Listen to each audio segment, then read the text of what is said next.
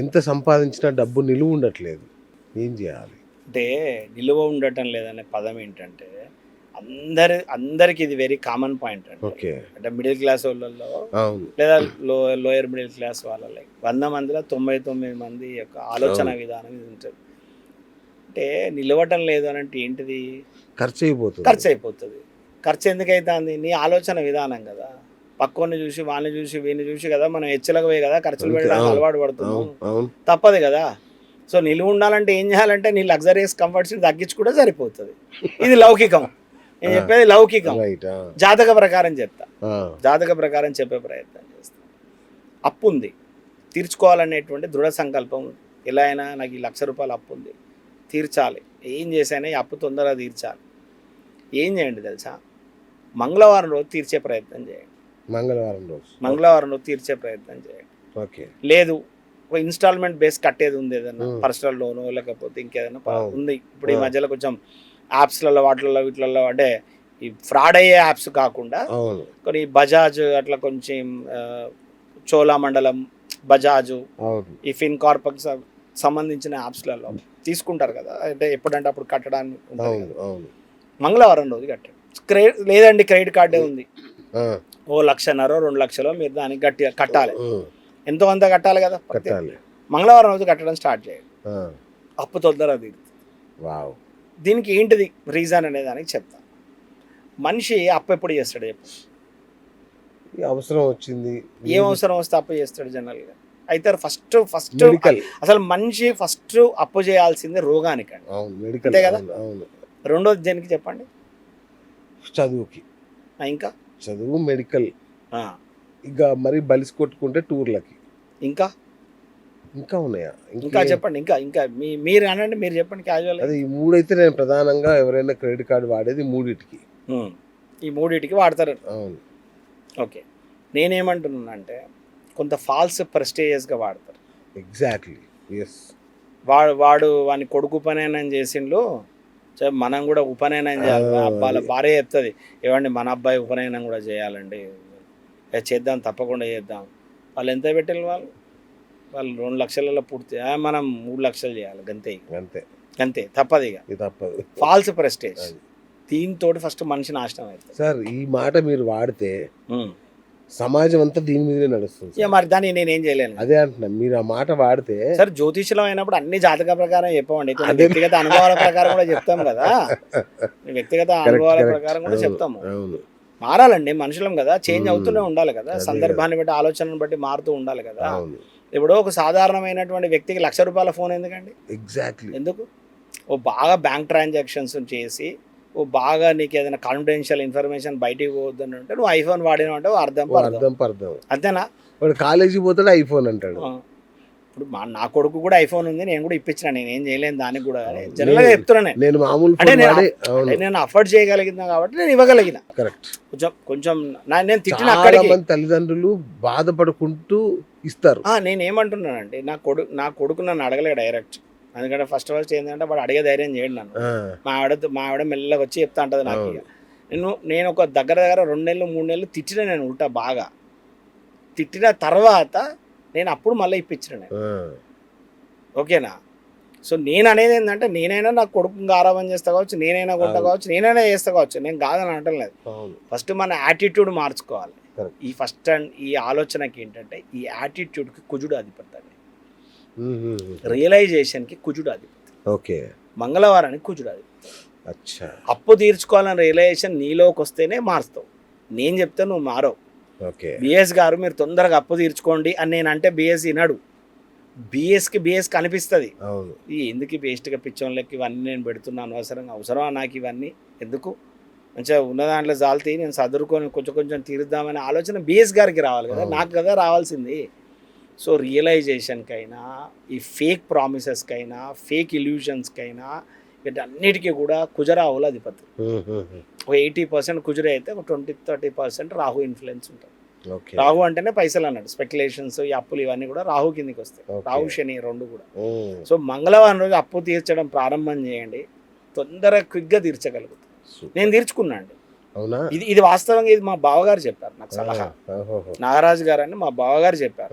ఒకసారి ఇట్లనే మాట్లాడుతూ ఇది బాబా ఊకే ఒకటి ఈ 2 లక్షలు తీర్చిన అనగానే తెలియకుండా మళ్ళీ ఇంకో 2 లక్షలు చేయాల్సి వస్తుంది. కాన్ఫిడెన్స్ ఏంటంటే 2 తీర్చిన కాబట్టి ఇంకో 2 చేయడానికి ధైర్యం వస్తుంది. కానీ అసలు అప్పు లేకుండా ఎట్లా ఉండాలంటే నాకు మా బావగారు ఇచ్చిన సలహా ఇది.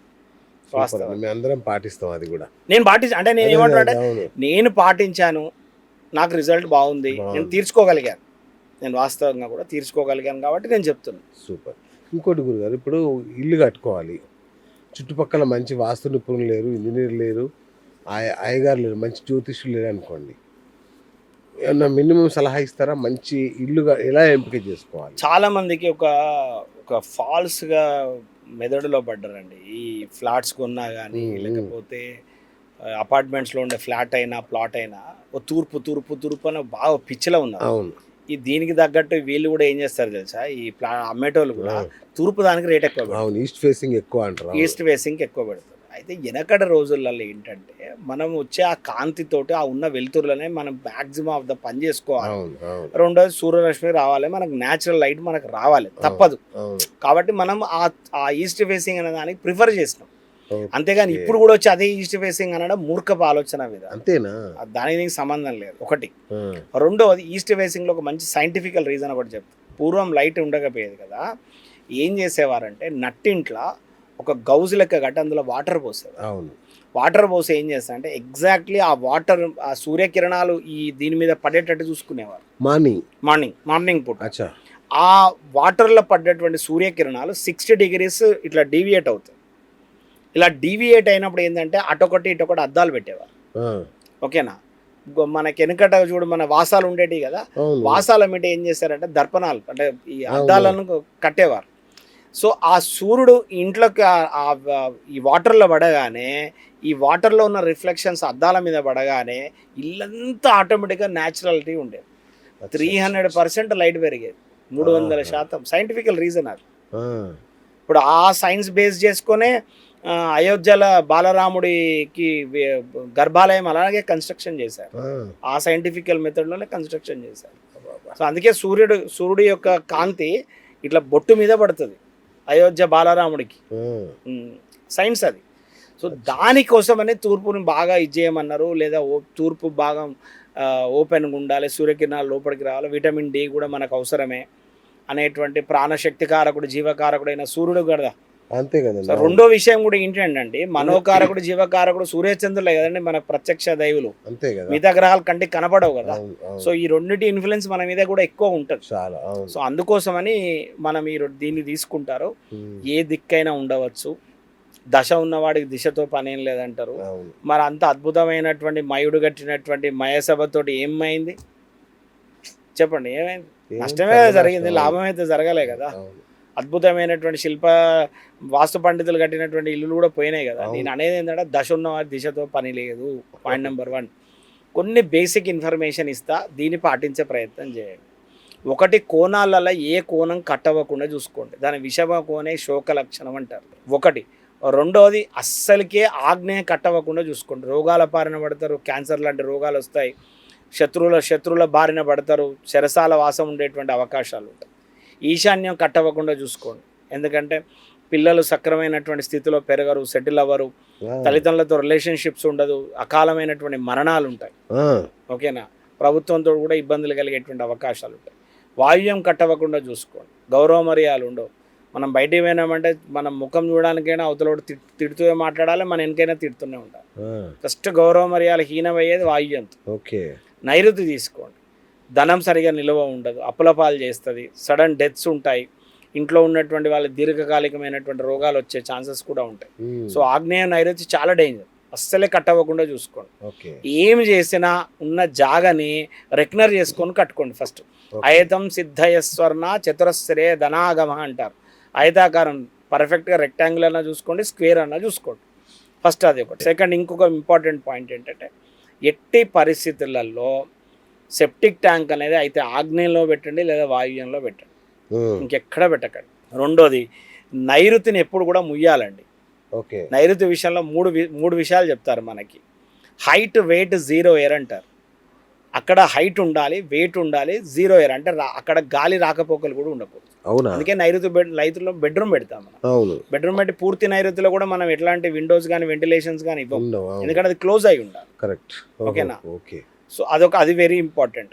మాక్సిమం ఏం చేయండి అంటే బాత్రూమ్స్ కూడా ఎక్కడ ఉండేటట్టు చూసుకోండి అంటే అయితే ఆగ్నేయంలో ఉండేటట్టు చూసుకోండి, లేదా మిడిల్ ఆఫ్ ద వెస్ట్ లో కానీ వాయువ్యంలో ఉండేటట్టు చూసుకోండి. ఓకే. ఇంకెక్కడ ఉండకుండా చూసుకోండి.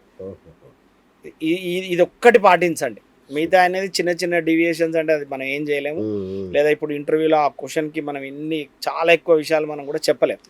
సో కాబట్టి అది షేప్లో ఉందా లేదా చూసుకోండి, సరిపోతుంది.